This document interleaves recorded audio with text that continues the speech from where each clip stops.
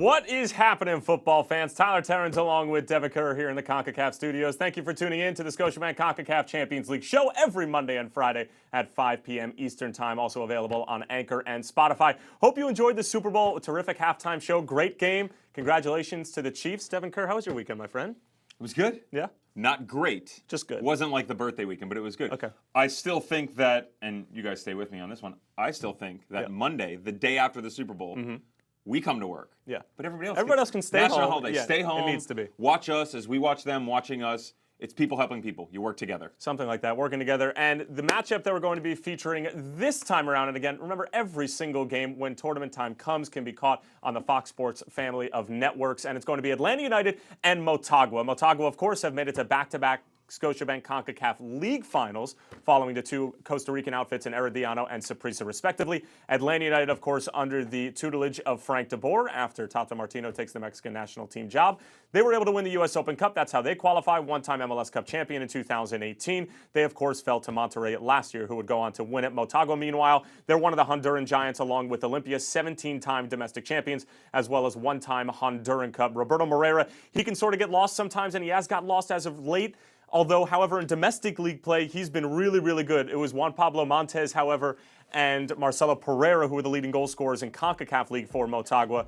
And Devin, you know, we were talking about this ad nauseum and doing our research on Motagua. And you take a look at this group, they're experienced, and I think under Diego Vasquez, they play some good football, and they do really well in Honduras. But when it comes to a tournament of this caliber, when your core is you know, when you look around, it's 31, 33, 34. I mean, everybody is towards the tail end of their career. For me, it's just not going to happen against Atlanta. I like the verbiage that you used, and you said some good football. Because it's not ugly to watch. It's just not necessarily pretty. Sometimes it's a little bit stale. They do like to pack it in on the defensive side of the ball, feel like they're structured appropriately. They can also get themselves in trouble, so stick around with us. We'll break that down for you. But on the offensive side of the ball, I got to see more. The boys up top, it's got to be more dynamic. Kevin Lopez needs the ball more on the right-hand side. And you kind of talked about it in the final against Saprissa. It was just stale. It was lonesome, and when you're down, you got to find a way to counteract things like that, and they were just unable to do so. They were unable to score a goal in the final. A bit of a cakewalk getting to that final against Saprissa, who actually had to take down Olympia. Motagua actually just beat Olympia over the weekend by a score of 2-1. Let's go to the other side of the ball. We'll get some help from one of the head honchos in the front office of Atlanta United later on in the show. We won't tell you exactly who it is just yet, but Atlanta United, of course, qualifying by way of U.S. Open Cup, taking down Adrian Heath and Minnesota United in the final. Joseph Martinez is their talisman. However, Devin, when you take a look at all the transactions that have gone down with Atlanta, we'll get into that more as we progress through the show. They're a shell of themselves. It's funny when you think about where this team was about a year and a half ago, coming off of their MLS Cup in 2018. Miguel Almiron flying high. Joseph Martinez, he goes on to have another great year in 2019, coming off of 18th season. But they had to change. The philosophy had to change. The style had to change. You get a new coach. You get guys in the front office helping out a little bit. They don't know what the answer is. But the good news is some of those guys don't have to know what the answer is. I know who does know who the answer is. I'll spoil it for you right now. Carlos Bocanegra. He's the one who's going to be joining us. He'll give us an idea of reloading all these pieces, how they can get it done. Here's a look at the bracket, and you're going to want to divert your attention to the top left corner. Atlanta United and Motagua, they're going to be one of our great fixtures in the round of 16 when we start playing the first week, February 18th through 20th. Again, you can catch all those games on the Fox Sports family of networks. And, you know, Club America is going to be waiting on the other side of that. I don't see a universe in where they're going to fall to Comunicaciones. Yeah. But I mean, for Atlanta United, yeah, you might be able to get past this Motagua team, and I think they will. I just don't see Diego Vasquez's side getting it done. But when you take that next step going up against a Mexican giant in Club America, you know, a new system, a bunch of new players, a slew of new players, it's a scary thought for Five Stripe fans to have to go into this tournament with so many question marks. You got to be real careful, number one. You have to stay in the moment, right? Okay, so you've reloaded a lot. There's a lot of new faces. There are some old ones, too, that helped get you here, and that starts from the back with Brad Guzan in goal. That's great. But do not take this opponent for granted because they only need a glimpse. It's a counter-attacking team. We talked about Kevin Lopez on the right. Again, we'll give you a better look if you're an Atlanta United fan, what they're going to look like. But stay with your team. There's still a very talented group of individuals, and they've added a little bit of depth. You've still got... And they have experience. A lot of these guys were there last year. They've been there. A lot of experience in general, yet alone the fact that they're experienced with this club. And that's a key kicker right there. And when you've got Bocanegra and everybody else that has bought in, if they can just continue... This is a process, right? It's a process. People don't like to hear that, but This is a really good problem to have. Oh, we're having a down year. We're having rebuilding. They won 2 trophies last year. Yep. That's not a bad 2019 season. Not bad at all. Well, we're going to take a look at what potentially Atlanta United is going to look like for this tournament. But in order to do that, we need to take a look at what they look like in 2018, what they look like in 2020, and of course 2019 as well. Devin Kerr is going to help me break down what the potential lineup could look like and how much it has changed since their MLS Cup winning team. Stay with us.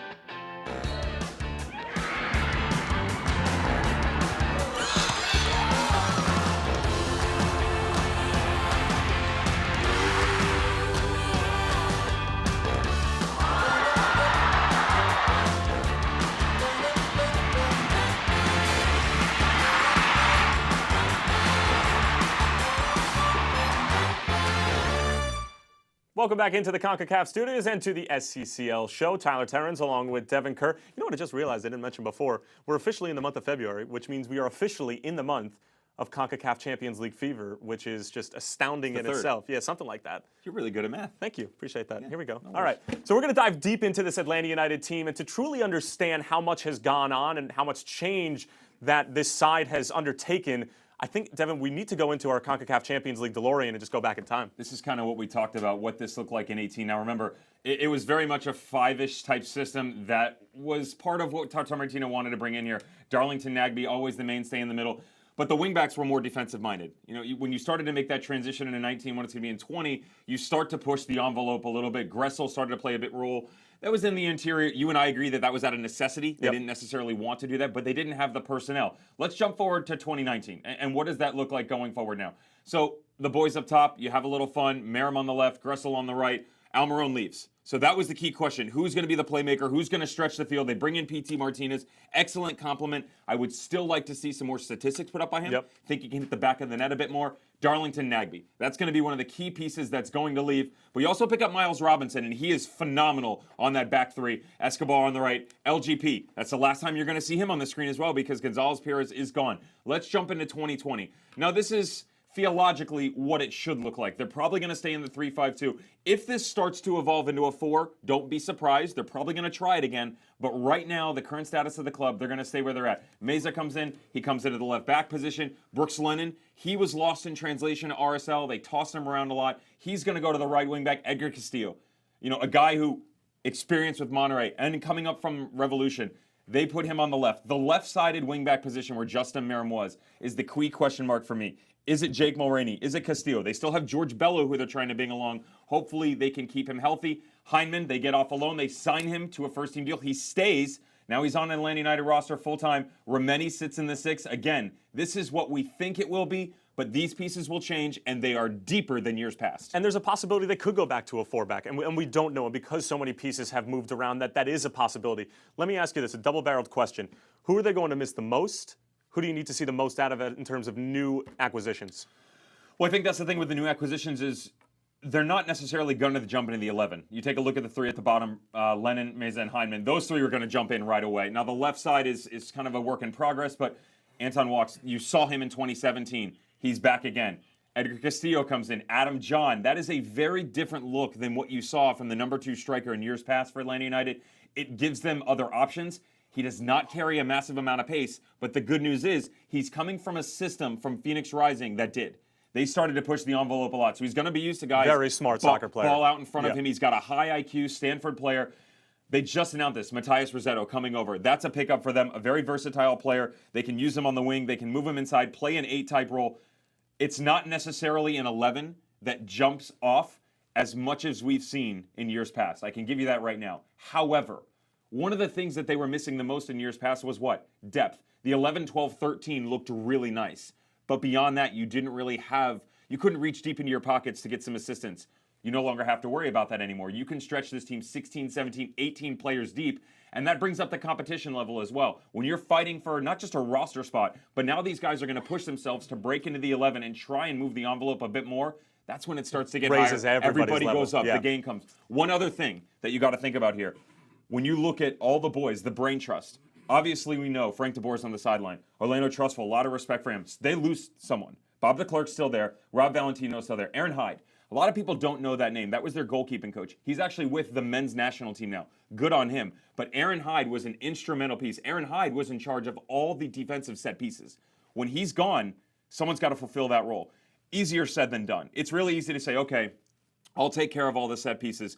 But when Valentino has only done the offensive side of the ball, someone else has got to stand there, point a finger, and say, guys, no, you got to be here. When you're used to having someone there, that's a big loss for them. And it's a huge piece of the game, and especially in tournament play and tie play, it really comes into effect. And one more thing to piggyback off that, while the 11 and while the quality 11, there's still a lot of question marks around that, and I think Five Stripe Nation is a little bit nervous heading into this competition. The good news is that the depth is there, and that's not only going to come into play for this competition, but as you saw with Toronto FC in 2018 and making their run to the final, they struggled in the MLS regular season because they didn't have that depth. And the good news for Atlanta United is they have all these pieces that are going to be able to plug and play that you might be able to plug in a first leg here, a second leg there, and then they're going to be some fresh guys ready to go as far as the regular season and other competitions are concerned. I think that's pretty spot on. And one other point before we get out of here is make a statement. You know, it's going to be difficult to go down to Tegucigalpa and get this done. However, you got a lot of pieces that are hungry. They're young.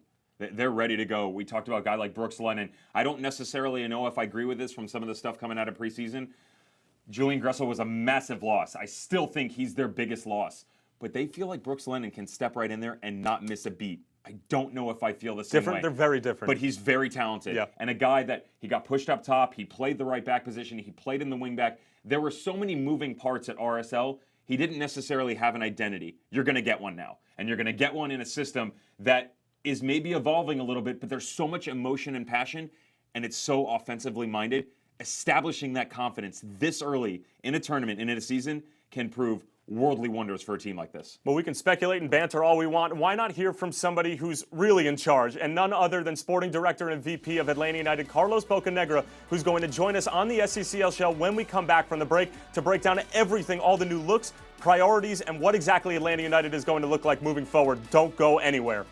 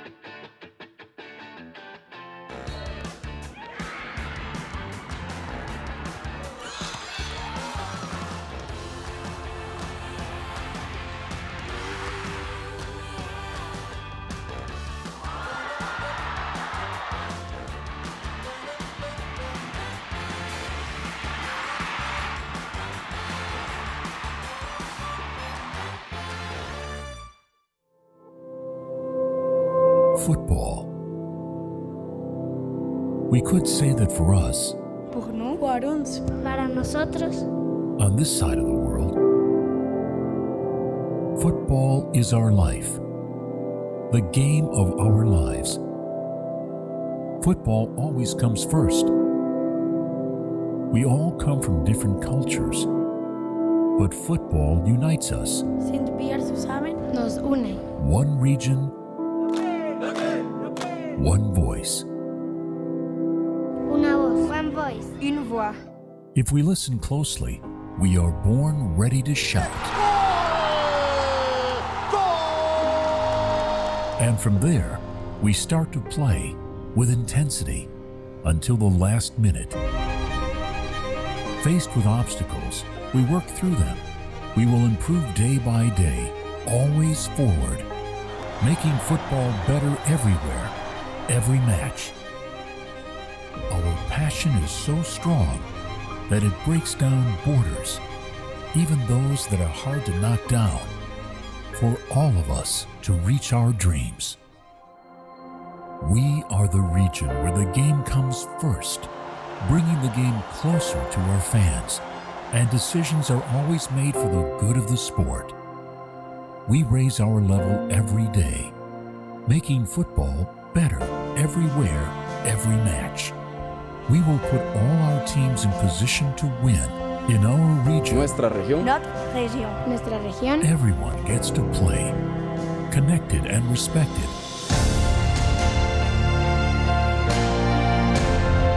One region, Una región. Une région. Una región. together. We are the collective best of our individual cultures. We are millions of souls. We are together for the love of our game. United for football. 41 countries for one love. Concacaf. Love for our game. Welcome back into the CONCACAF studios. We do have an apology. We are having some technical difficulties getting Carlos Bocanegra on the phone. We are going to flip-flop our segments right now. Listen, patience is a virtue, and this guy sitting right next to me doesn't really have it. You should see him on 95 in rush hour. This is Carlos. Carlos, I could be him. you're a lot better looking in person than I expected. He's actually better looking. I I'll know give that. it to I him. know, yeah. I've witnessed it firsthand. I can't compete with him, and his resume is a bit longer than mine. Well, let's first get into Motagua while we have a moment, and then we'll get back into Atlanta United with Carlos Bocanegra. This is a Motagua team that we told you earlier. They've gotten to back-to-back international trophy finals, which is nothing to sneeze at, but when you look at their roster breakdown, a lot of these guys have been together for 5, 6, 7 years under Diego Vasquez, and this is a time that Soaring Eagle fans have really been waiting for a long time, where they get all these guys either in the prime or towards the end, and they've put on some good shows. However, when you think about this Motagua side and what they've been able to put together, it is impressive. However, they have had to run into some speed bumps. That's playing in front of an empty stadium. They actually played in front of an empty stadium for the second leg of the final of CONCACAF League in 2018 when they fell to Herediano. Jimmy Marine had the game-winning goal in that game in the 84th minute. But you see the passion, the quality is certainly there. But, Devin, as you and I talked about, whether or not that's going to translate into this tournament, because their last appearance was in 2018, I'm not quite sure. Let's talk about the structure of them. So the team will basically sit 4-4-2, quite traditional. They'll stack their boys up top. Rougier, goalkeeper of the tournament for the CONCACAF League, phenomenal talent in between the pipes and a guy that bailed him out a lot. Can he do it again, though? That's a really difficult thing to ask of when there are so many pieces from Atlanta United that just continue to pound and pound away. I do like the discipline, and I do like the experience that you talked about, because there is something to say for teams that are chemistry. When you're chemistry-oriented, you've been together a lot, that second and third move, you have eyes in the back of your head. It's the step. It's the step that Darlington Nagbe had before he left. He knew where his teammates were going to be before they were even there, reading the game quite well. These guys do that, right? The problem is can they do it at a higher speed? Can they do it on a regular basis? I actually think that this is one of the matchups in this entire tournament that we may say, being 5, 6, 7 games into their tournament or into their domestic season, might actually be a hindrance to them because of the age, because of the mileage on their legs. I'm not saying that 100%, but it is something to think about. Chemistry is a great thing, but so is Father Time, and Father Time can run you into the ground. But it's an interesting matchup because you talk about chemistry on the Motagua side of things. there's anything but chemistry for Atlanta United because as Yeah. we just talked about and we just showed you so many moving pieces, so many players going out, so many players coming in that the chemistry is not necessarily going to be there. So it's going to be on either side of the spectrum. But just to give you an idea in terms of what their makeup is from an age standpoint, I mean, their core, Moreira, Ruggier, Juan Pablo Montes, Galvaliz, Isaguirre, who of course has just boatloads of experience with Celtic across the pond, they're all 30 plus years older. And here's the kicker. They bring in 36-year-old Gonzalo Clusesner for reinforcements. Now, he's scoring goals and he's playing well, but a 36-year-old Argentinian at the tail end of his career is not the answer when you're going to be running up against 20-year-olds like Pity Martinez on the other side of the ball. For me, it's still the two boys up top, regardless of who they bring in to supplement it. It's the two boys up top, Moreira, Echegaray, and Lopez on the right-hand side. It's those three. They'll only go as far as those guys bring them. They have to push the envelope. They have to go faster because Galvaliz and Castellanos in the middle of the field, they're good players. They're consistent players. They enable you to sit in that deep block that we talked about. Those lines, though, are what Saprissa got around. Those are lines that Atlanta United should have no problem breaking down either, especially with the way that they start to twist and turn. If PT drops back in, sometimes they turn that midfield into a square where Remedi will sit. You've got Emerson Hyndman in there now. That can really give problems when you want to go left and left. That's not a problem. Excuse me, left and right. But when you want left and left, two right feet. When you want to step to the next level, that's a lot easier when guys can bounce around like that, as opposed to the traditional method. So again, they shouldn't win this matchup by any means. But right now, the speculative starting 11 for Atlanta United, 5 guys weren't on a first-team contract regularly last year. So 5 step in. They don't have the chemistry. What does that look like going to the next level? Well, it's certainly going to be interesting. They're on either side of the spectrum. For Motagua, they're defensive, they're disciplined, they're experienced. For Atlanta, a lot of those things, but at the same time, they're different. They're inexperienced. They have a new core. We've seen Atlanta in this group get frustrated before and what that looks like, and it doesn't look good. I mean, you told that great story about them in the Open Cup and how Michael Parkhurst basically had to grab guys by the scruff of the neck and say, we don't do this. This is not how we behave. You don't have your captain anymore. You don't have your general on the field in Darlington Nagbe anymore. I don't see it happening, but I, at the same time, wouldn't be all that surprised if this is a Motagua team that can give them a problem in the first leg down into Tegucigalpa and then potentially make a run. We also saw at the beginning of last year's edition that they made changes in the lineup and they made changes in the formation. It's not the panic button, but you do start to get nervous a little bit, right? You lose the first leg. There's already talk about, hey, can we evolve this into a 4? What if they lose the first leg? If Atlanta United loses the first leg, that is serious problems for that organization. Well, they had an issue last year. They lost the first leg to Herediano, and then they end up getting a goal in the first 52 seconds, and then they go on to win 4-0. Yeah. You had a lot of different pieces there, and you had a lot of pieces who were there for that 2018 MLS Cup run, and they also had that sort of belief. That belief isn't necessarily there anymore because this is a team that has basically no experience moving forward as a group, as a cohesive 11 unit, but only time will tell. I would love to be in camp right now to know what that entire unit looks like because of the depth and to see what sort of camaraderie are they building. Yeah. We talk about chemistry on the field. What are the boys like in the locker room? Because that's something we haven't addressed yet, that it's real simple to say, this boy can knock it around in the park. Is he a good person off the field? What's he like as a friend? Are you going to dinner? These are all things that a lot of fans don't consider what's going on off the field. I can tell you from firsthand, I've been on teams that I walk in the dressing room and I walk to the other side because I do not want to sit or play with certain people. They annoyed me that much. Well, you have to sit next to me here. So if you're talking about me they right pay now, me to. That's a very different. Well, they paid you to do that as well. But the good news is we don't need to hear any more of this because we got Carlos Bocanegra on the line. He's going to join the SCCL show right when we come back. Don't move a muscle.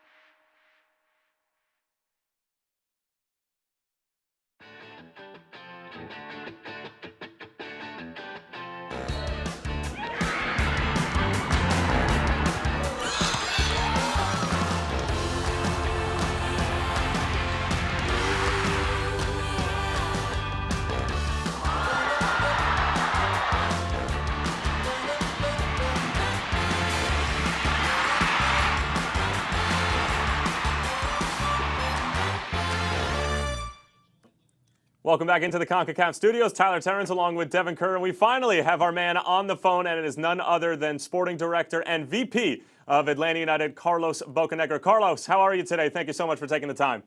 Yeah, good, guys. How's it going? Not too bad, not too bad. All right, so we'll jump right into it. Carlos, first of all, there's been a lot of moving pieces. We'll dive deeper into it in a bit. But just so far, how is preseason going? How's the camaraderie amongst the guys with all these new faces coming in and obviously some old faces leaving? Yeah, it's been good. I mean, the guys were hungry to get back in camp. It was a pretty long layoff, and the way we went out of last year's playoffs, it left a sour taste in everybody's mouth. We didn't quite accomplish our goal. So it was good seeing the guys come back in. The players came back in even a little bit early on their own to start doing a little bit of fitness and get in the gym so they could hit the ground running because they know from last year's experience, Champions League comes at you quick. So, we had a little bit of time in Atlanta, and then we were down for 2 weeks in Florida, which was great. IMG facilities treated us fantastic, great weather, fields, gym, everything. The guys stayed in villas, messing around with each other and all that. So, it's been really nice to see. Carlos, with regard to Atlanta United and its commitment to the Concacaf Champions League this year, so many pieces coming in and out. That's got to be a whirlwind for you to handle, and it's obviously a full-time job and then some. What's the thought process from where you're at right now heading into the tournament and where these guys want to go? Yeah, it was definitely a busy off season for us. Probably our biggest turnover that we've had in our short history. But we knew that was going to come. It kind of all goes in cycles. We were able to push for the title in 2018. We were able to keep most of the team together into 2019, and then just with the salary cap, we knew we were going to have to turn over some important pieces to the team, and that has happened, as you guys have seen. But we brought in some really good faces as well, and we're excited. We've gotten younger. I feel like we're more athletic all around. So in general, the pieces that we brought in. So we're excited. We were able to just add Rosetto. That one took a little bit of time to get over the line. So as we would have liked to have him in a little bit earlier, we wanted to get it right rather than rush into just making a signing. But we've got a good core. We had a good core last year, and we're bringing back quite a few guys that were in amongst the team. Brad, Jeff, Miles stepping up, Eric, Joseph, Pitti, Barco, these guys, to name a few, Emerson, and now we have to have some other guys step up and carry a bigger role, and that's what it's all about. But we're excited. We know it's going to be a big challenge heading down to Honduras. We're not taking them lightly.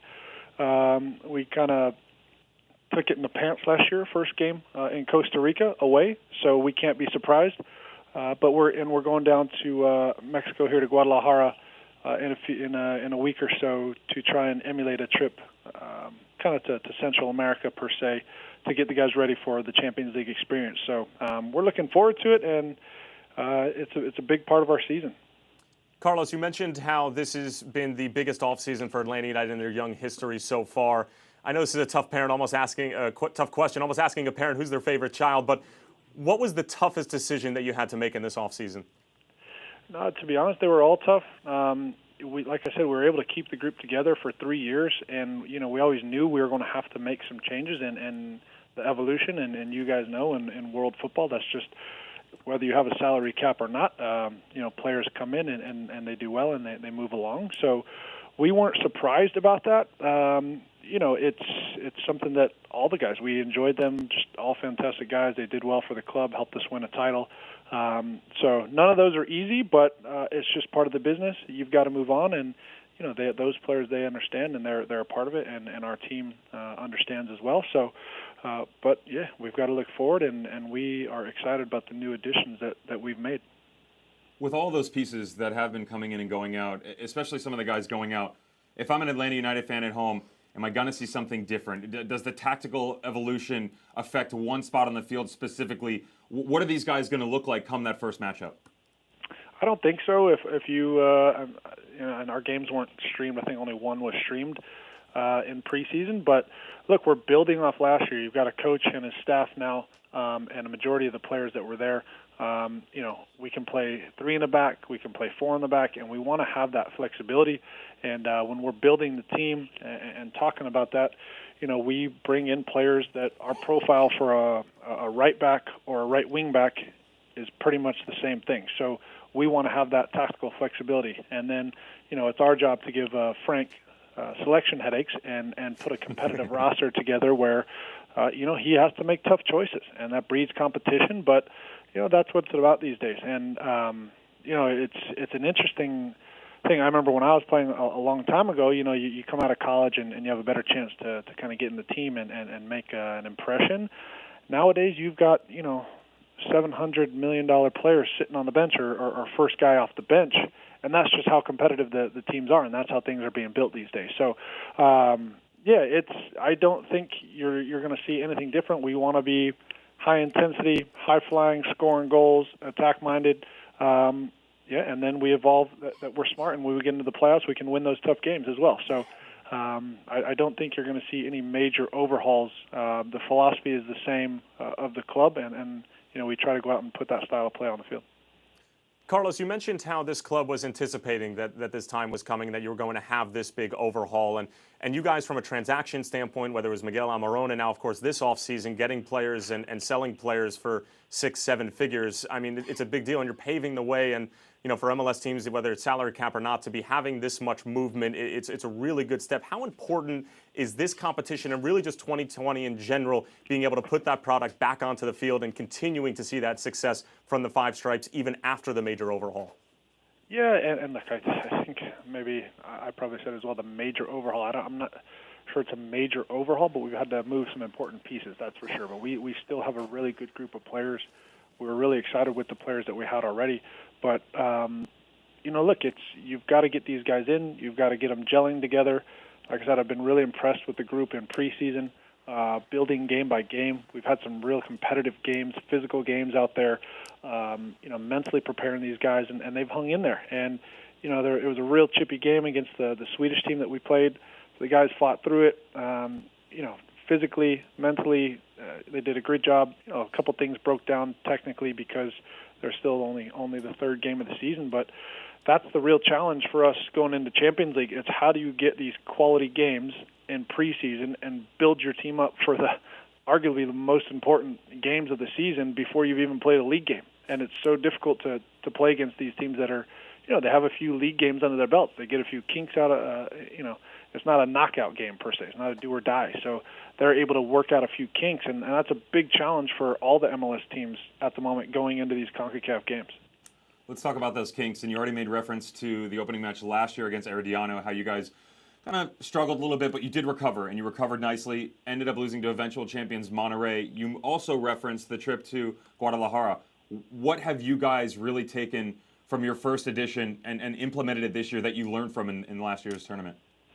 Yeah, that it's hard. It's really hard to start your season, and obviously, you go down to Central America, Mexico, whatever. It's a big game. These are teams want to beat you all around the world.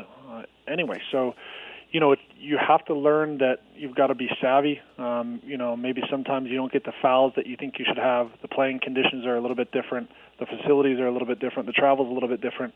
So you've got to stay in the game and be smart, especially first game is away. You're coming home and playing in front of your crowd. What you're used to, so to speak, on your home surface. So I think those things you learn from it. And we've got a big group that has played in international competitions, and a guy like Rosetta that's done Libertadores and Sudamericana. You've got a big group of players that have done this before. So I think that experience last year will really help us get prepared that, there should not be any surprises for us. All right, Carlos, we don't want to keep you any longer. Thank you so much for taking the time. Best of luck in the first round against Motagua. We are very much looking forward to it. And have a great rest of the day. Okay, thanks, guys.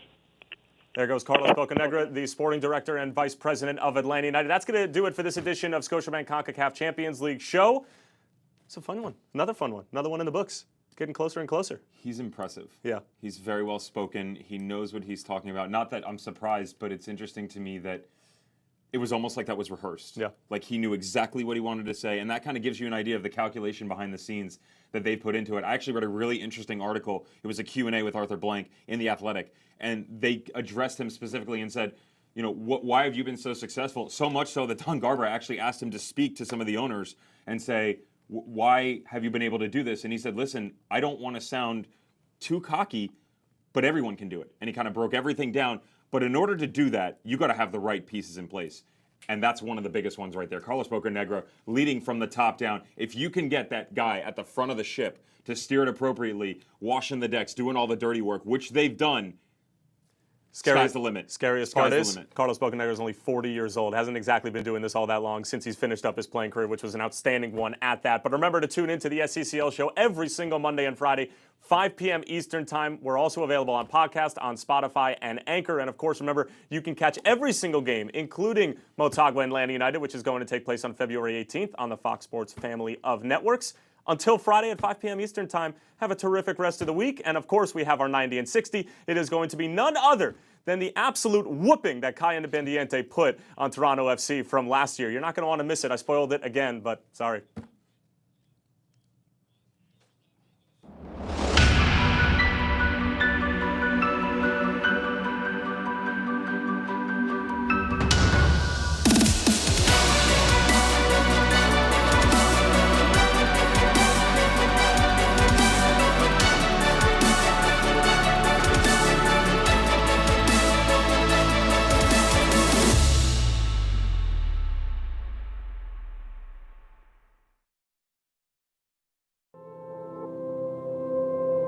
Football.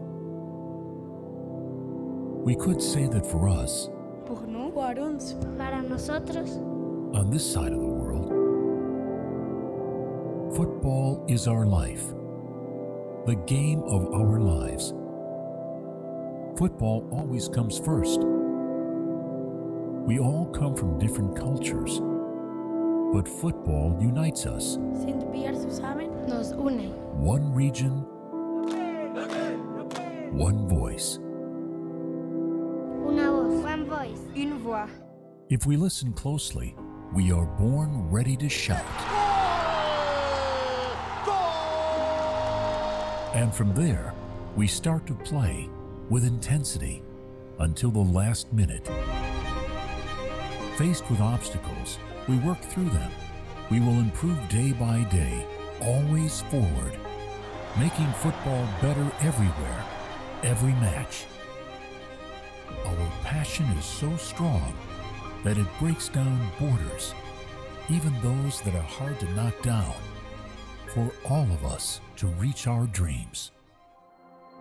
We are the region where the game comes first, bringing the game closer to our fans, and decisions are always made for the good of the sport. We raise our level every day, making football better everywhere, every match. We will put all our teams in position to win. In our region, Nuestra región. Notre région. Nuestra región. everyone gets to play, connected and respected. One region, Una región. Une région. Una región. together. We are the collective best of our individual cultures. We are millions of souls. We are together for the love of our game. United for football. 41 countries for one love. Concacaf. Love for our game.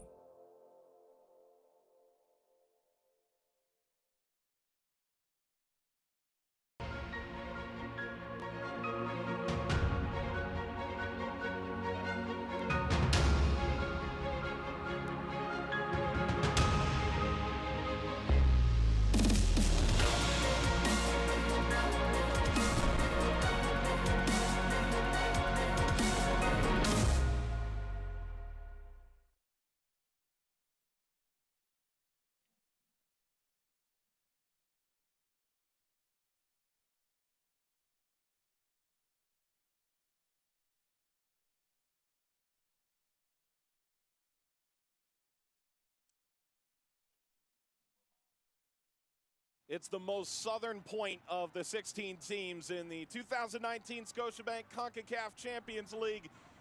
Kai of Panama, Independiente, set to take on the northernmost club in the 2019 Champions League, Toronto FC. Nearly 4,000 kilometers separate these two as they're set to open up a new year of dreams, anticipation, and for clubs big and small, a chance at CONCACAF's biggest prize. Temperatures around 80 degrees Fahrenheit.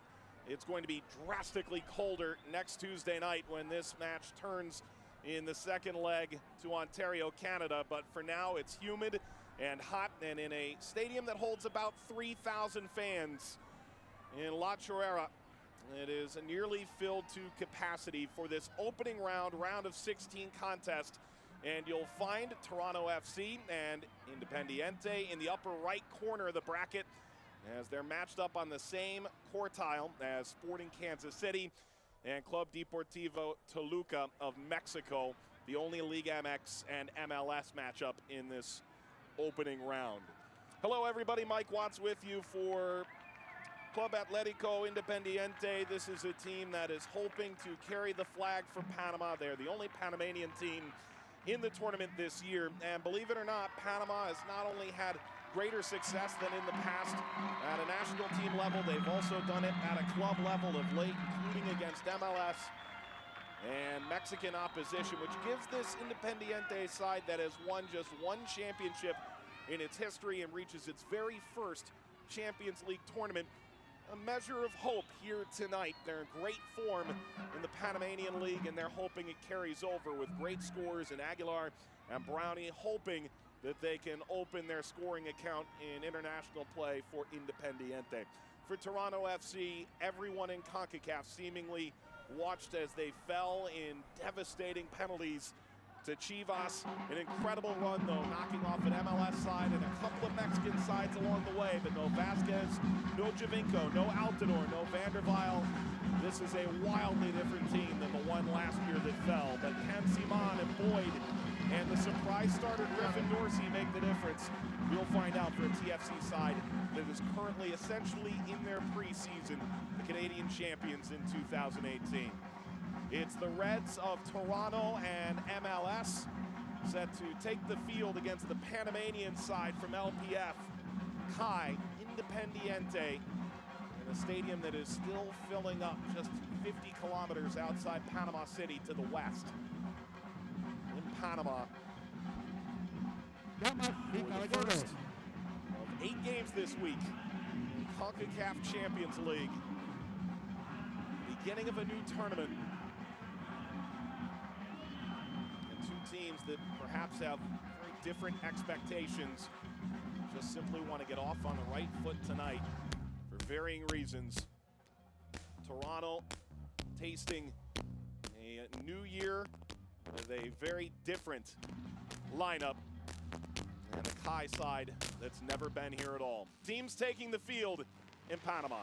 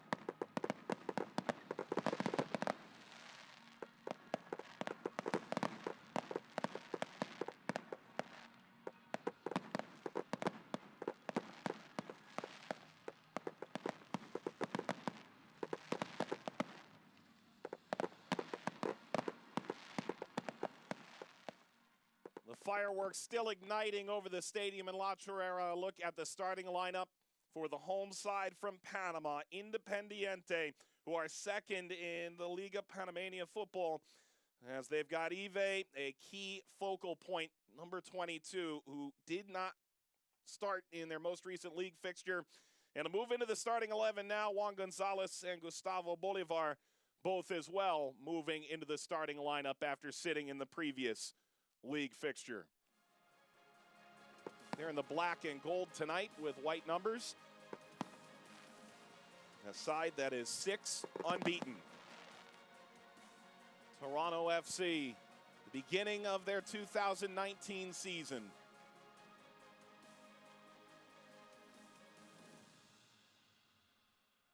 And Michael Bradley awaits as Independiente takes their first photo of international play in their first Concacaf Champions League appearance. 40-year-old Manuel Cholo Torres alongside Michael Bradley. Our officials for this opening fixture of Champions League. And Barton Cisneros is our referee from El Salvador. For Toronto FC, a lot of names that have become very familiar for this tremendous run of Toronto's from the last few years are gone. Griffin Dorsey, perhaps the most surprising inclusion in the starting 11. As a top 10 pick in the MLS Super Draft, he makes his professional competitive debut here today. Bradley, who missed the final penalty in the 2018 Champions League final to Chivas, saying that this team has turned the corner, that they're not looking back. Here's a look at the substitutes available for both sides. Tsubasa Endo, one of the better offensive options off the bench for Toronto FC. And for Kai, they've got a couple notable options. As Corpa has been around the block, so too has Navarro.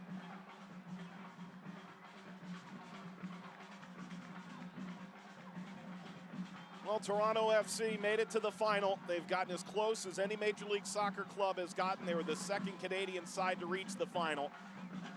Panama has never seen a team make it into the semifinal before, and they're hoping maybe tonight, maybe this year. Toronto and Independiente kicking off the 2019 Scotiabank Concacaf Champions League in the round of 16. La Chorrera in Panama.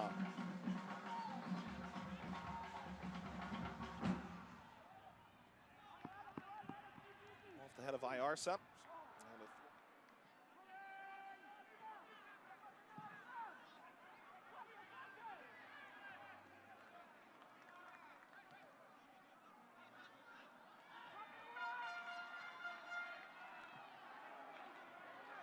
On the turn short of Ive.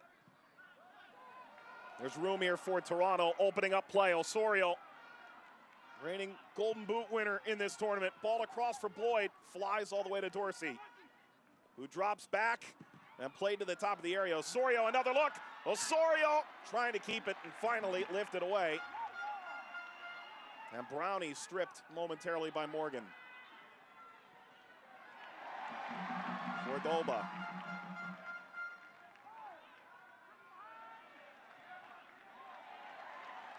The story for Independiente and Greg Vanny's estimation, a team that does their damage in transition, and that can be dangerous and be aggressive defensively as well. All sliced through the back, the feet of Bradley.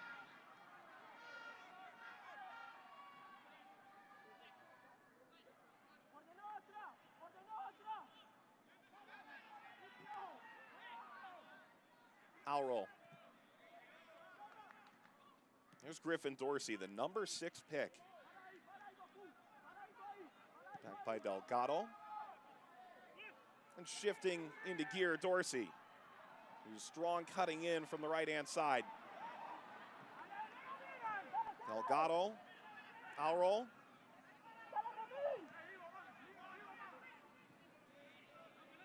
Lifted ahead by Delgado. Alro is there. Howrow whipping it across to the top of the area and hit by Osorio.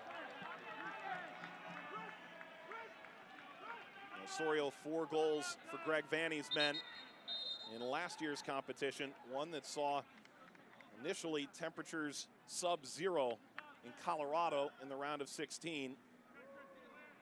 And while Colorado may not have been giving it the entire college try,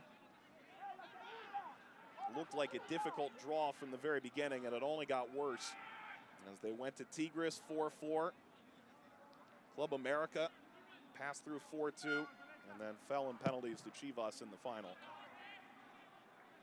And Osorio, Altidore, and Javinko were the tent poles for Toronto through that magnificent run. Fran Perlo, his 3rd managing job in Panama, was appointed before the season. Formerly the U17 coach for Kai.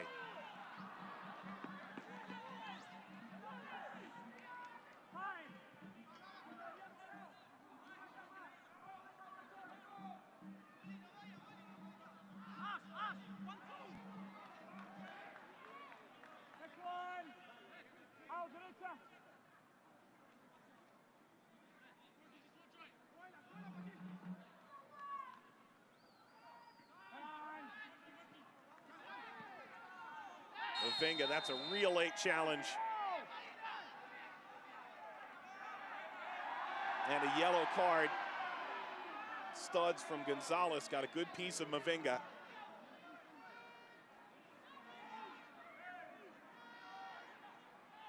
Well, Gonzalez, listed a defender, has found himself upfield quite a bit. And no question, it was after the ball had left.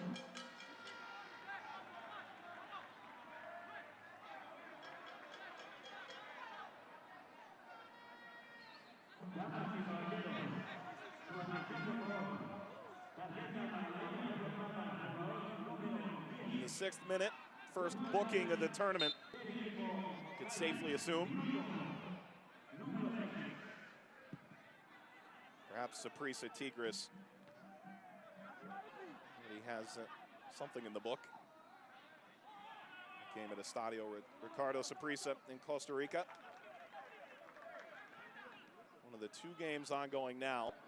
He's the first 2 of 8 this week and 3 on the night. And Boyd has no problem showing physicality getting into the challenge against Yves.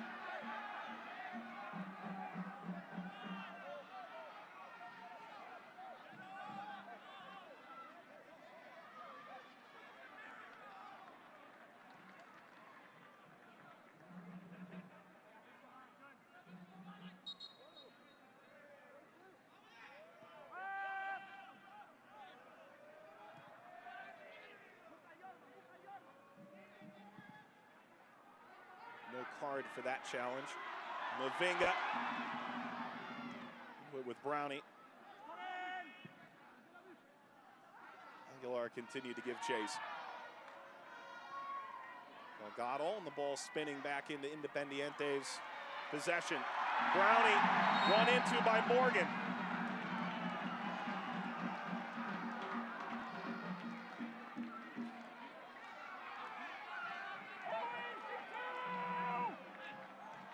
Quick as you'll find.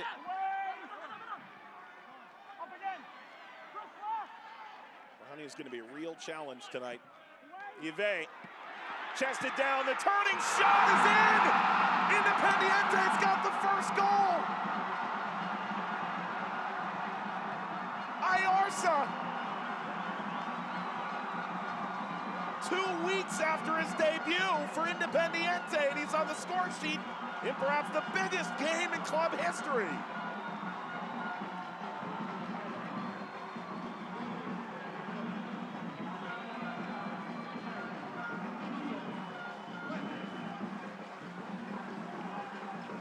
Stunning start for the Panamanian side, Independiente.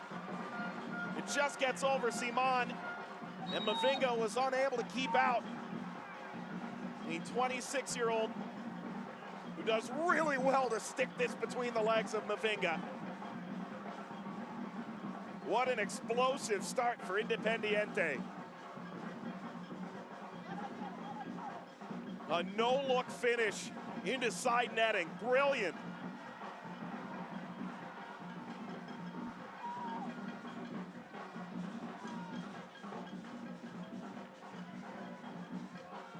And the runners-up from last year's tournament turns down the overlap. Yves by Simon.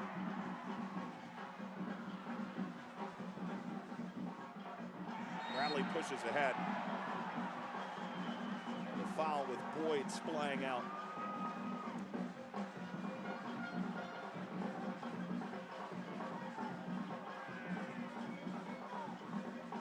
How about this for a surprise? Independiente, a one-goal advantage. De La Arza. In the 9th minute, the opening goal of Champions League 2019. Concacaf Champions League fever indeed. Bombed out of play by Cordoba.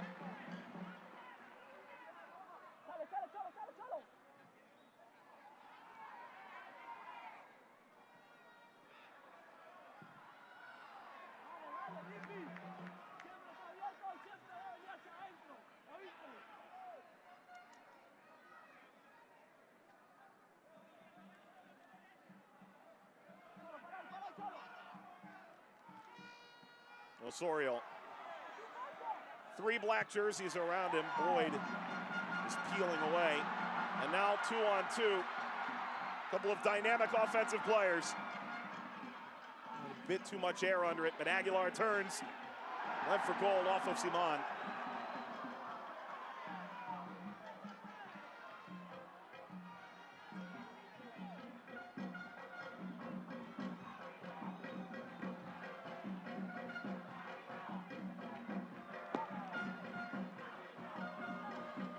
Over to Yves. That's 9 goals, 5 now games, if you include tonight. Independiente to start the Clausura season. Griffin Dorsey, the dismissive wave.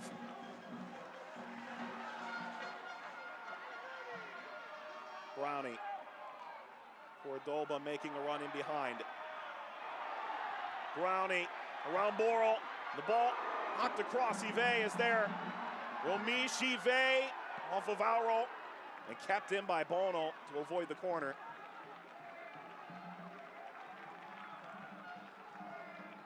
Well, Michael Bradley himself said it. They were under no illusion that this was going to be easy.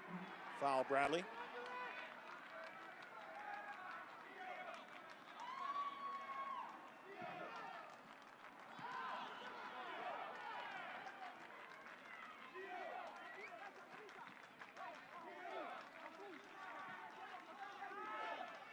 Bradley swarmed. Aguilar kept alive. Gonzalez. Mavinga gets in on the challenge. It's a foul. 5 yards outside the penalty area. And Mavinga gets a yellow card. And the referee gesturing the chicken wing out to the right-hand side. First yellow card for a Toronto player, second issue to the game.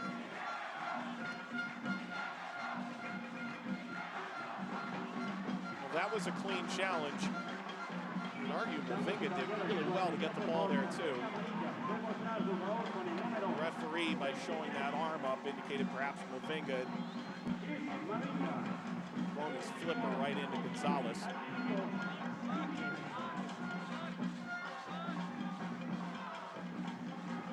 Precious real estate this is. Aguilar and the 40-year-old Torres are behind the ball. Gonzalez has joined the group. Cholo Torres. Well, you score that and all of a sudden you're a legend.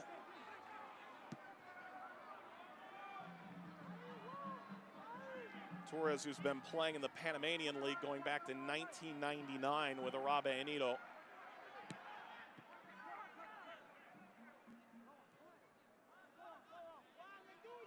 At the feet of Alro.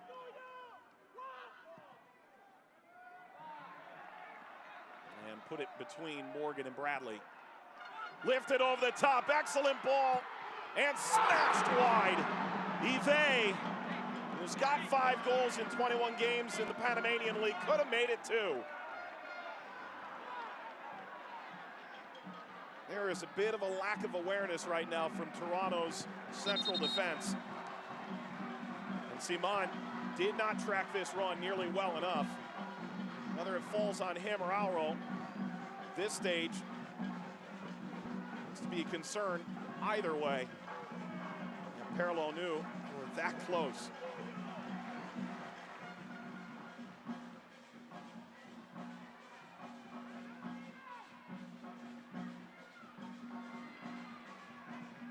Morgan serving and snapped down into the middle of the field. And off to the races, Yves. Yves couldn't get through Mavinga.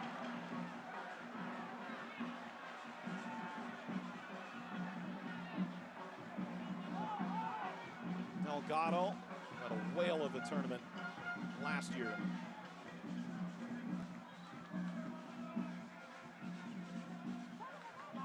Morgan, Morrow low looking for Boyd. Hops over the top of Jose Guerra.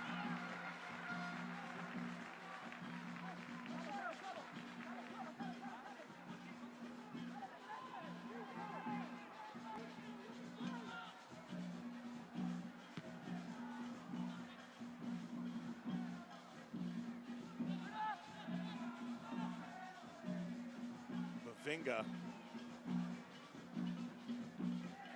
Independiente in the 21st minute hold a 1-0 lead over Toronto. Some of the local flavor in Panama. A couple different ways to go about plantains. Surely he wasn't the only Toronto person with that move. Dorsey at the byline, crossing. Ball bounces clear of the penalty spot and lifted straight up. Morrow watched this fly out of play. And Ayarza gets it out for a corner.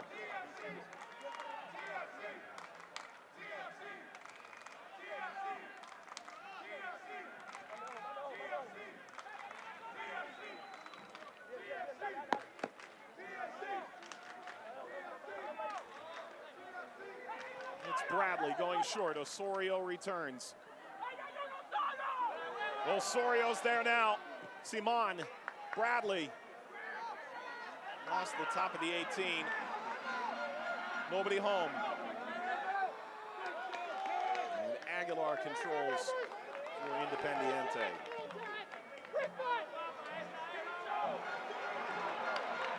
Now Brownie's leaked out.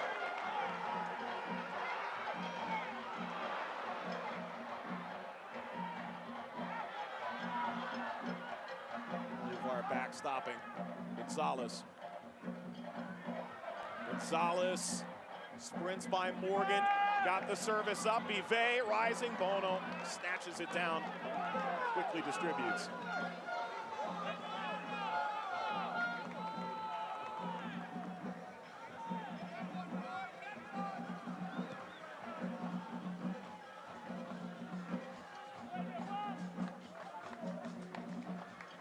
It's Osorio. Out by Cordoba.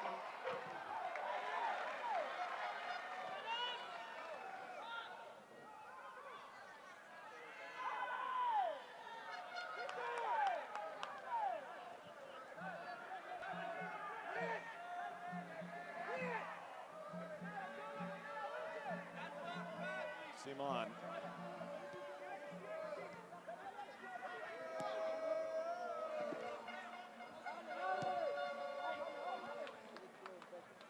Bradley.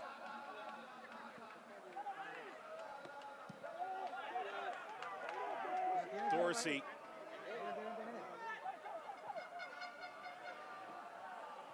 Bradley will sprint over.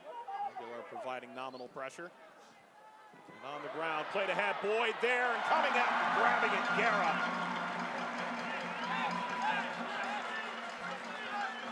Osorio had slipped in behind, and Guerra quick off his line. Boyd, a real clever back heel on Negrete.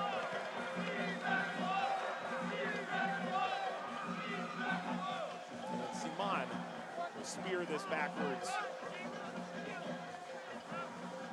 Toronto, some changes not only on the field, their front office. Ali Curtis, who did a fantastic job helping to bring along Red Bull's youthful rejuvenation alongside Jesse Marsh in years past.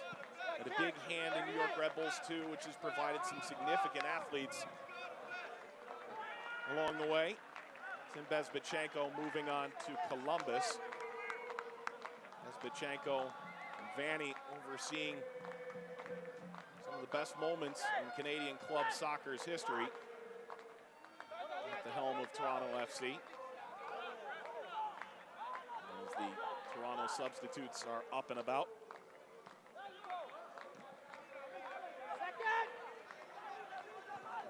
Bill Manning remains the president of the team with RSL, and they made their run 8 years ago, the Champions League final. Morrow. Morrow just outside the penalty area. It'll be a free kick. Cordoba, Brownie, Bolivar were all standing in Morrow's way. The pride of Cleveland St. Ignatius High School, Justin Morrow. The contact coming from Cordoba.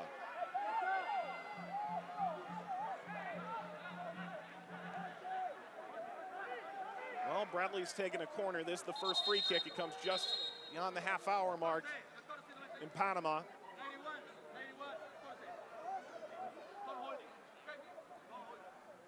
No doubt there's some big bodies. Simon, Boyd, and Dorsey are all aligned along the top of the 6-yard box. Bradley. Ton of contact. It is a penalty. Simon was brought down. And a yellow card shown as well. It's Negrete who brought down Simon, and Toronto will have a chance from the penalty spot to equalize.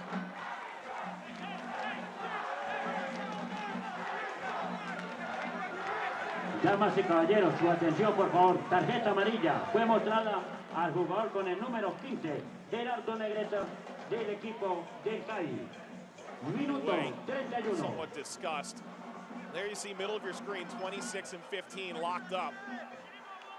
And the referee saw that from the far left-hand side of your screen. Simon lifting his arms up, and indeed a penalty here.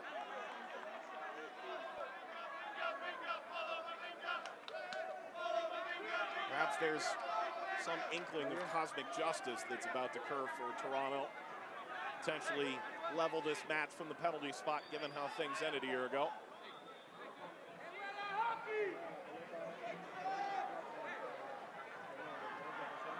And a chance now for Terrence Boyd to bag his first goal with Toronto FC, just days after his 28th birthday. Terrence Boyd to equalize for Toronto. Put it over!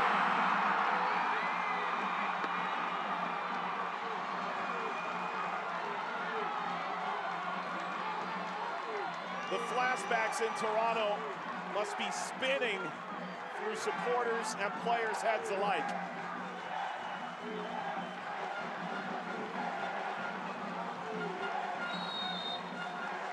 And Terrence Boyd in his Toronto debut. Way too much juice into that. Never made Guerra, who's making his debut himself for Independiente, work for it.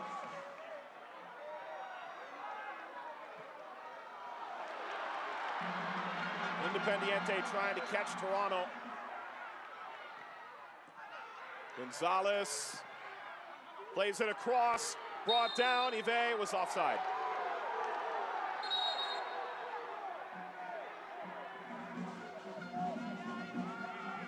Aguilar's 24, Brownie is 24 years old. Yves is 24. Young players with a lot of potential. Ball played in front of Osorio, and a weird skip toward Boyd. Guerra come out, gobbled up. It looked like Osorio was trying to lead that on for himself. Bradley. Ball coming down towards Alro. Play backwards, hit on a lie by Delgado. And Karam's back out, Morgan. Chance to recycle. Simon.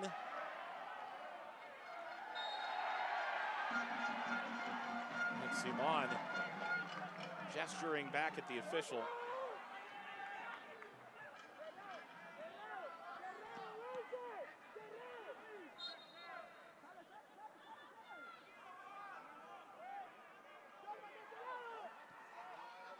Couldn't have asked for a better start than this. Score in the 9th minute, have the better of the overall chances. Watch Toronto miss a penalty entirely. In the 33rd minute, that could have equalized with an away goal.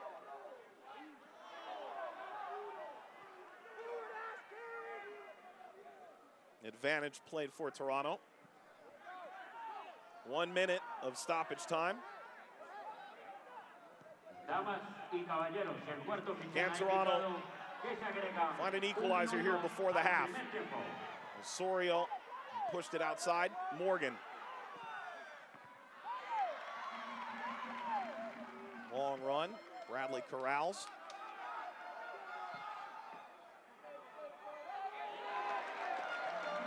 And by Yve.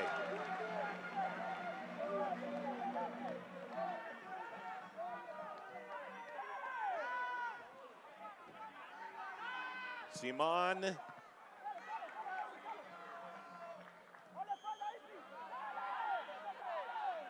Morgan.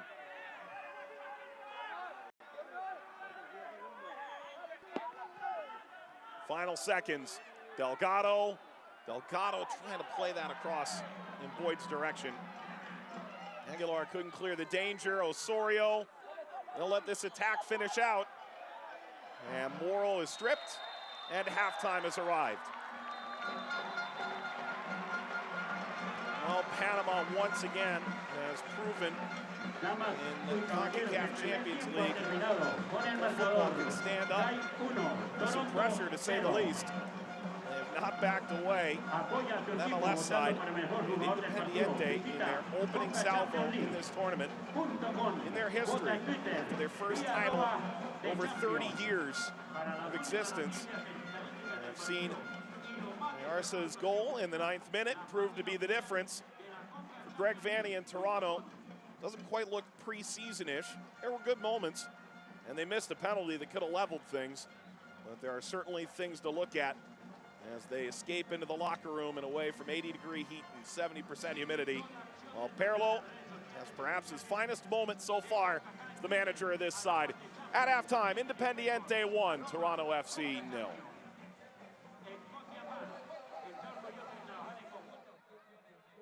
Overhead view in La Chorrera, Panama, where Toronto FC is first on the field and breaking their huddle after what was in many ways a disappointing opening half. There are certainly going to be some growing pains with a team that lost a tremendous amount of talent, while there have been rumors of reinforcements to come, whether it be soon or in the summer transfer window. Right now, this group has shown flashes, but clearly is making their competitive debut. Terrence Boyd missing a penalty in the 33rd minute, a chance to level the match after the 9th minute goal scored by Abdiel Ayarsa. And it leaves us at this current 1-0 juncture. And Michael Bradley, pensively stroking his beard, has said that this team has moved on from last year's disappointment. Greg Vanney saying that there's the opposition, and then there's the additional added going to a new country, playing on an unfamiliar surface that makes Champions League so difficult. He said they haven't spent 2 seconds thinking about it. But as they headed off to the locker room, they were a surprise 1-0 deficit to Independiente, making their debut in this tournament. And the 2018 Clausura champions in Panamanian football are up 1-0 over Toronto. An early offside flag as Aguilar, beyond Toronto's last defender.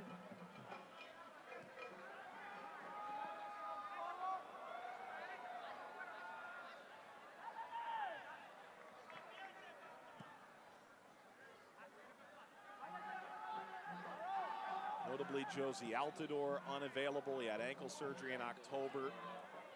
One media report suggesting he could be back next week, if not the MLS opener for Toronto. Morrill, a defender by trade, who's found himself further up the field as a winger this time around. He dealt with injury through much of last year's Champions League campaign.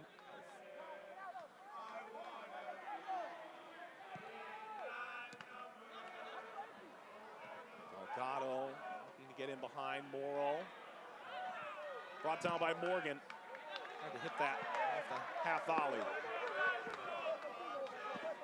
Brought down by Mavinga. And tossed in toward Brownie. And Simon's on an island. Brownie steps right by. Brownie will shoot. What a moment for Independiente. 2-goal lead against Toronto.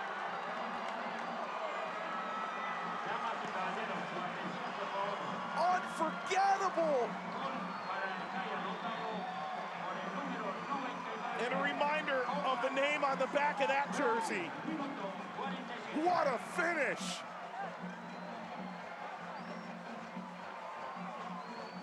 It took 48 minutes to maybe find the goal of the tournament. Simon all alone, tried to poke it away. Had players in behind, Mavinga and Bradley both. But look at the swerve, cutting this back across. The face of Bono. Unreal finish.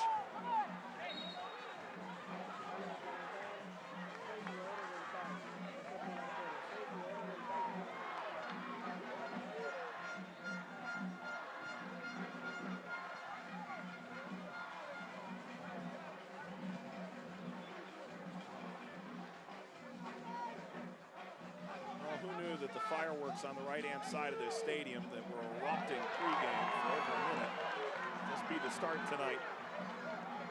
Yve. Ball falls kindly. Brownie.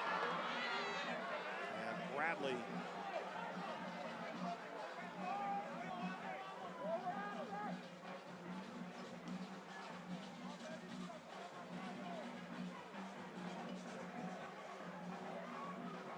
Find many reasons for Toronto's ultimate demise in MLS last year.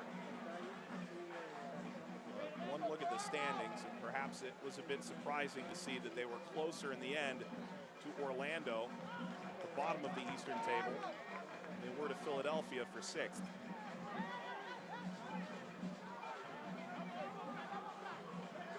There's a smart brain trust in Toronto. Expectation this will get figured out. It's only 51 competitive minutes. It's tough to draw too much in this amount of time, especially when both finishes from Independiente are as impressive as they were.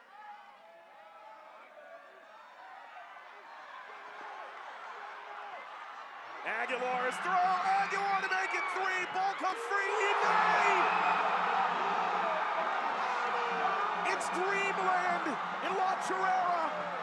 Independiente has a 3-goal lead against last year's runners-up. Damas y caballeros, su atención por favor. Gol para CAI, anotado por el número Yve has now scored 3 games running. Minuto 52. And rewarded for a very strong first-half performance that came without any statistic to prove.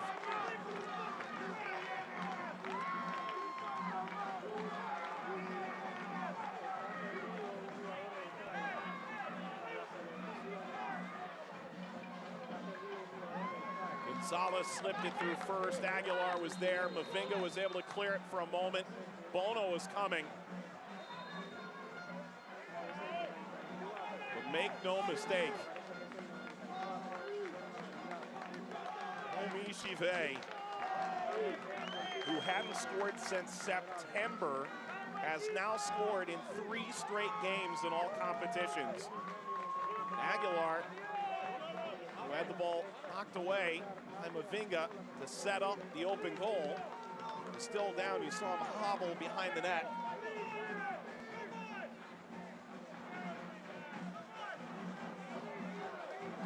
stretchers come out. For a guy who was briefly in Portugal.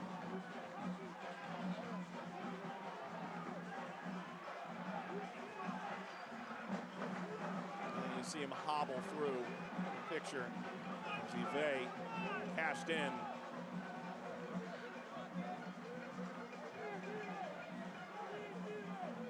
And Greg Vanny has seen enough. He's got 2 players up. The 4th official to come in. Aguilar still down, being helped off.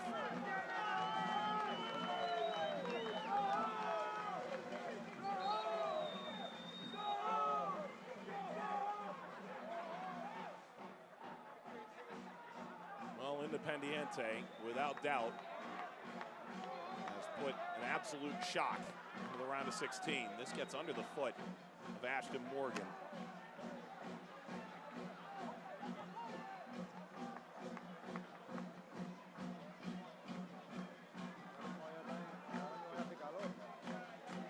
Alro. Dorsey. Didn't play. By Delgado, lifted over the top, tapped up.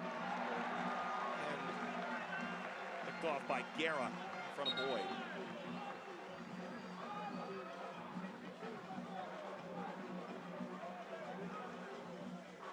Just tried to flick that further on.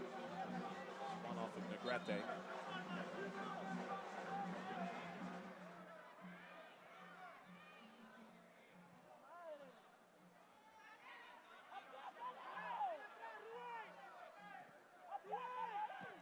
Bradley. Schaffelberg, kind of start can he have to his professional career? Winds it across, looking for Akinola. Gonzalez now able to fire it over the top. Hang up on the turf a bit. Slash back by Mavinga.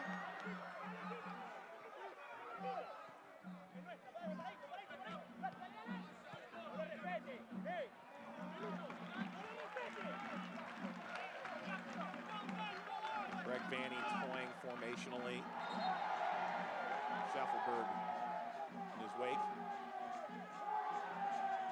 Pressure becoming a bit more notable from Toronto.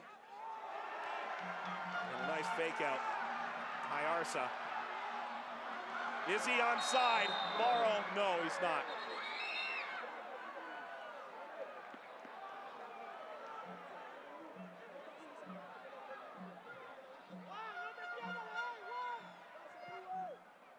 Clearly behind center back Chris Mavinga.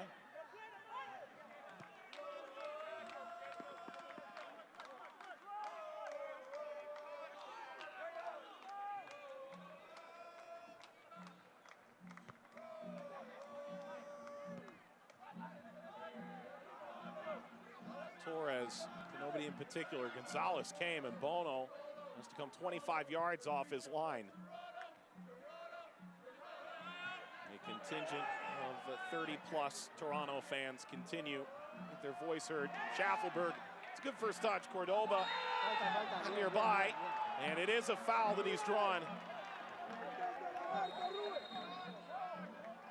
And a yellow card as the substitutes from Toronto had gotten into it with a Kai player.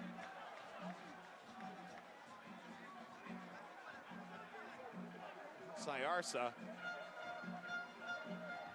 Damas y caballeros, su atención por favor. Tarjeta amarilla fue mostrada para el jugador con el número 14, Adiel Ayarza, del equipo El CAI, al minuto 66. Yellow cards can become really, really painful late in this tournament.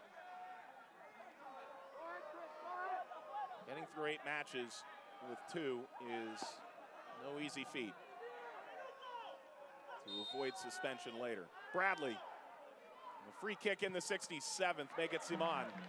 Bradley had stepped away.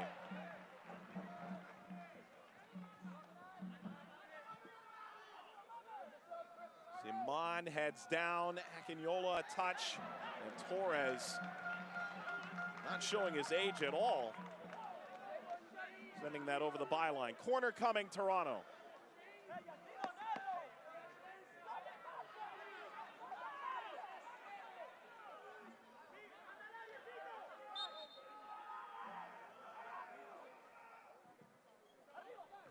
Ball by Bradley.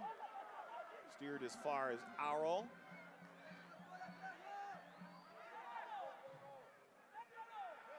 Delgado, Bradley.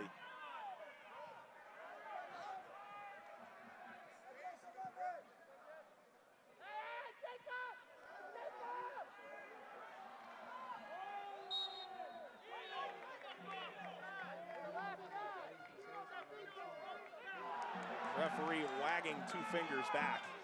No foul. Osorio. Second half substitute, Schaffelberg.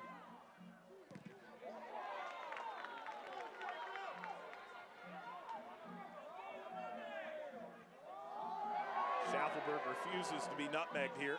Osorio gets it back. Akinola recovers and popped in the air. Bolivar. Got it down Brownie, who scored the most terrific of the 3 goals tonight.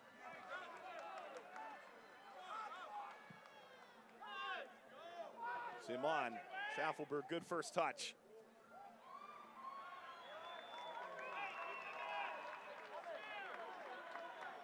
Elsewhere, at Estadio Ricardo Saprissa in Costa Rica. Tigres and Saprissa level. Partido visitando CONCACHAMPIONLEAGUE.com o vota en Twitter vía @TheChampion. Manny fairly hands-on right now, the Toronto manager.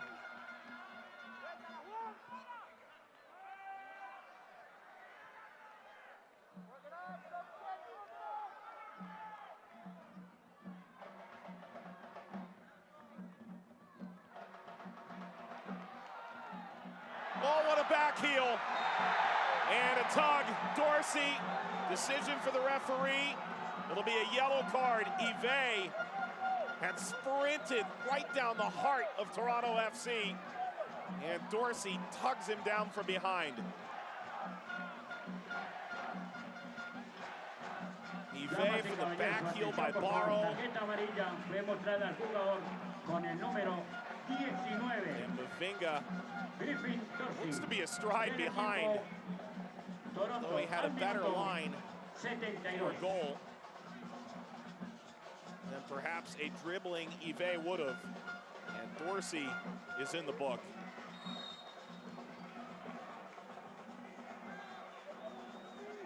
No way Brownie's got more. No way. Brownie off the crossbar.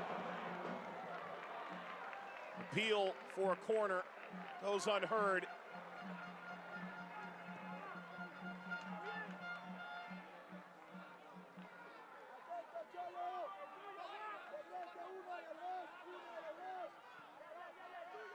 The cold Canadian winter and 80 degrees, and this level of humidity close to the equator has to be a bit of a shock to the system as well as you get into the latter stages of this game. Moro, back heel set up by Osorio, and the return, Schaffelberg.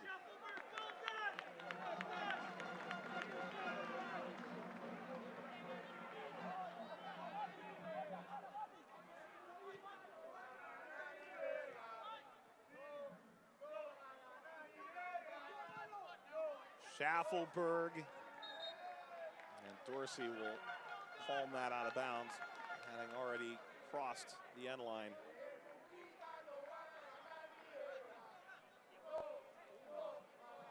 Guerra, award for the fewest goals allowed Clausura 2018. And Independiente looks very much the informed team they were billed out to be. Bradley trying to force this away from Barrow. Schaffelberg, Quinola is making his run center of the park. Headed backward.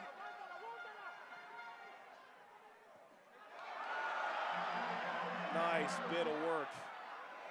And cross field. Yve. Vence for Brown. Mavinga has no choice but to put it out.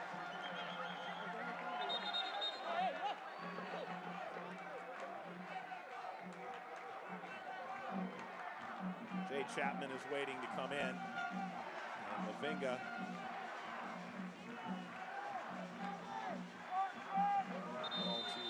to stem that off. Griffin Dorsey will come off. Todd Yeagley's latest product out of the University of Indiana. Damas y caballeros, su atención por favor. Sustitución para el equipo del Toronto. Al minuto Chapman on. 76. Entra al partido con el And número Toronto has 19. used all three of their substitutes, replacing Ashton Morgan, Terrence Boyd, Con el and now número Griffin Dorsey with Akinola, Schaffelberg, and Chapman. Jay Chapman sale con la camisa número 19, Griffin Dorsey. It's a throw for Kai. Tírala.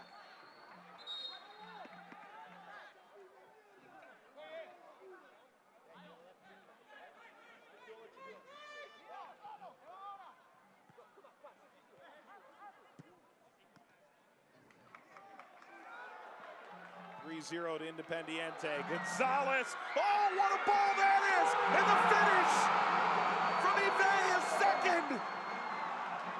A ball with eyes. And a composed finish. Independiente leads by 4.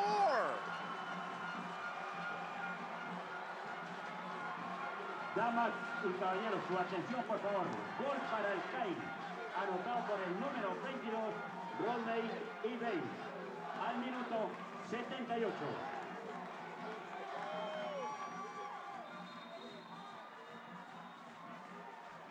Unbelievable start for Independiente in this tournament. That ball is all class. Damas y caballeros, su atención por favor. Tarjeta amarilla. Muestra And Gonzalez número 22, Rodney Ibey. clearly on the same wavelength al minuto 78.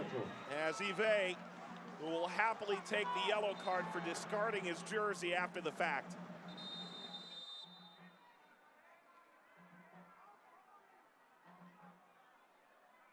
And the forehead right into the back of the head of Francisco Vence, who's one of the new signings for Champions League. Independiente.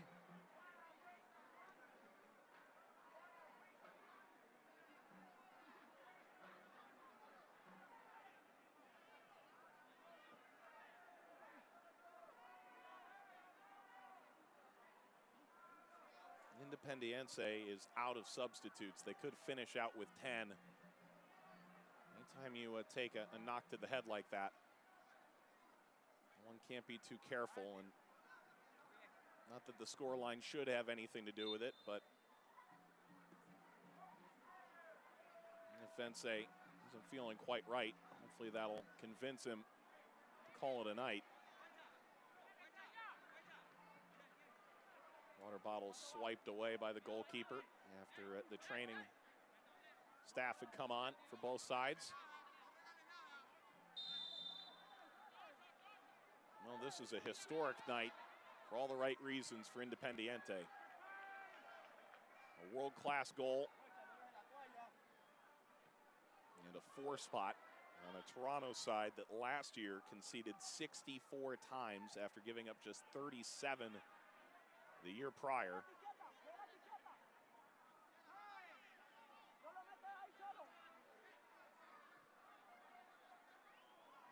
Being in MLS regular season play.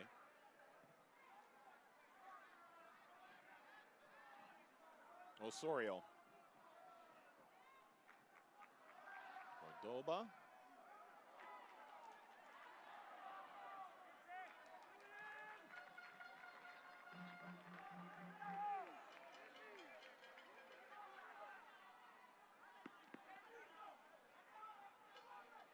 In the 90th minute.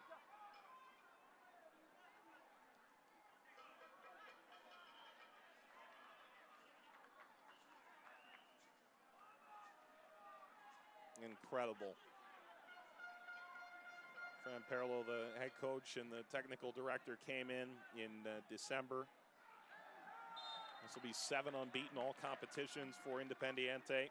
And this group said that they understood the responsibility being the lone Panamanian side in this tournament. Free kick coming for Kai. But they looked back and thought Tauro had done well. They want to leave their own brand, their own history here in this tournament. And without question, they've done that tonight. 2 minutes at a time. A quick restart. It's off to the corner as Independiente tries to salt down the remainder of the time here. This will skitter along the ground from Cordoba and into Bono. You never know how much a goal on the road could make a difference down the line, and so Toronto does have something to press forward here down the stretch. One has to wonder what kind of reinforcements they're going to have next week. Whether you push Josie Altidore into the lineup 4 days or so early from their MLS season debut, or if he's ready for that. Ball hit by Chapman. Steered out to Alro. Second ball in. Falling Chapman, turning it toward Schaffelberg. Might have gotten across the byline.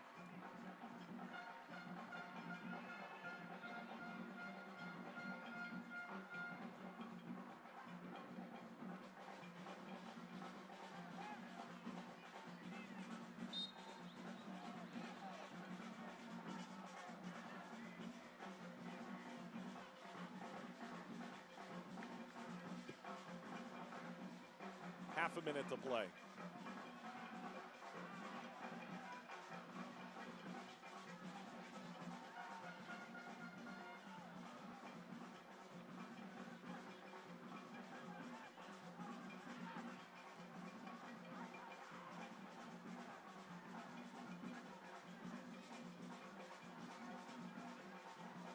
Final seconds.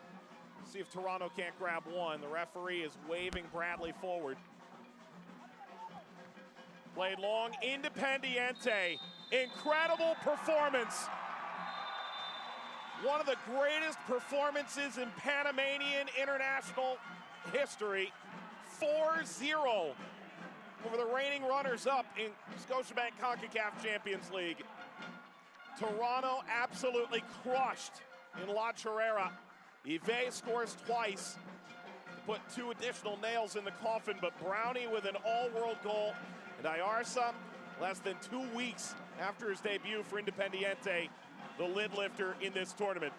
For our entire team at La Chorrera, Mike Watts saying so long. It finishes Independiente 4, Toronto 0. We'll see you next Tuesday night.